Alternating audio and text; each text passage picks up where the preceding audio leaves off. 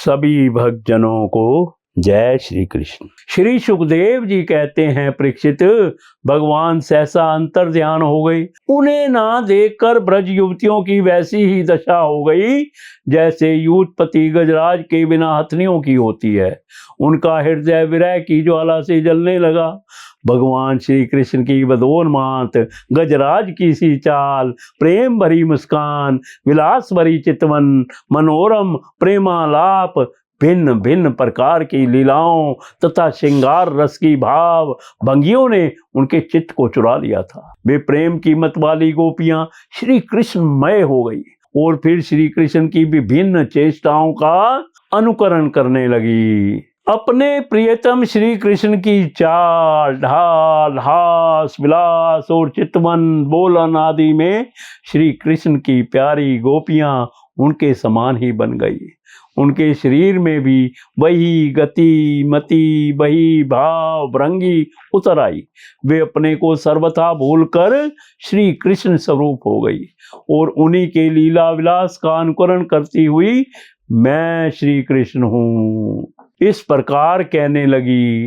वे सब परस्पर मिलकर ऊंचे स्वर से उन्हीं के गुणों का गान करने लगी और मतवाली होकर एक वन से दूसरे वन में, एक झाड़ी से दूसरी झाड़ी में जा जाकर श्री कृष्ण को ढूंढने लगी। परीक्षित, भगवान श्री कृष्ण कहीं दूर थोड़े ही गए थे। वे तो समस्त जड़ चेतन पदार्थों में तथा उनके बाहर भी आकाश के समान एक रस स्थित ही हैं। वे वहीं थे, उन्हीं में थे, परंतु उन्हें ना देखकर गोपियां वनस्पतियों से, पेड़ पौधों से उनका पता पूछने लगी। गोपियों ने पहले बड़े बड़े वृक्षों से जाकर पूछा, हे पीपल, अपनी प्रेम भरी मुस्कान और चितवन से हमारे श्याम सुंदर को तुम लोगों ने उन्हें देखा है? गुरबुक, अशोक, नागकेशर, पुन्नाग और चंपा बलराम जी के छोटे भाई, जिनकी मुस्कान मात्र से बड़ी बड़ी मानिनियों का मान मर्दन हो जाता है, इधर आए थे। क्या उन्होंने स्त्री जाति से पौधों से कहा, बहन तुलसी, तुम्हारा हृदय तो बड़ा कोमल है, तुम तो सभी लोगों का कल्याण चाहती हो, भगवान के चरणों में तुम्हारा प्रेम तो है ही, वे भी तुमसे बहुत प्यार करते हैं, तभी तो भंवरों के मंडराते रहने पर भी वे तुम्हारी माला नहीं उतारते, सर्वदा पहने रहते हैं।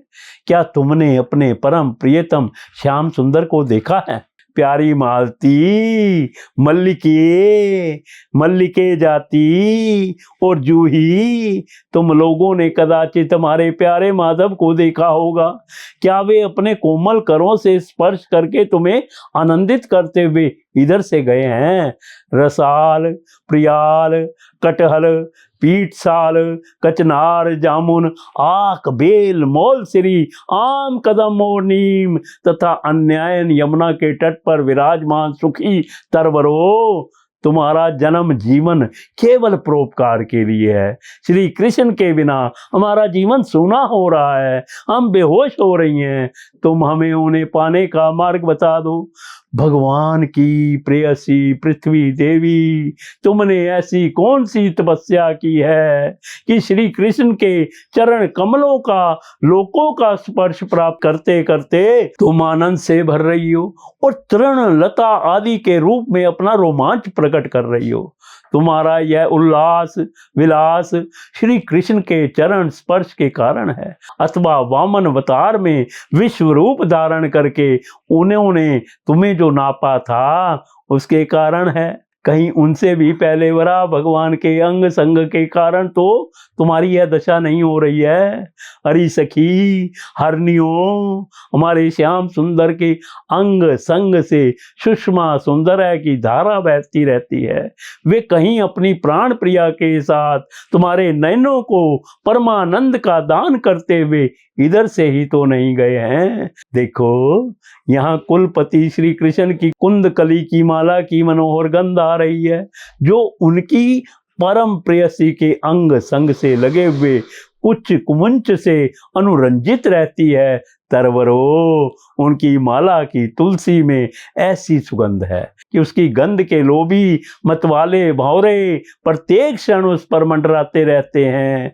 उनके एक हाथ में लीला कमल होगा और दूसरा हाथ अपनी प्रेयसी के कंधे पर रखे होंगे। हमारे प्यारे श्याम सुंदर इधर से विचरते हुए अवश्य गए होंगे। जान पड़ता है तुम लोग उन्हें प्रणाम करने के लिए ही झुके हो, परंतु उन्होंने अपनी प्रेम भरी चितवन से भी तुम्हारी वंदना का अभिनंदन किया है या नहीं? अरे सखी, इन लताओं से पूछो, ये अपने पति वृक्षों को भुज पाश में बांधकर आलिंगन किए हुए हैं, इससे क्या हुआ?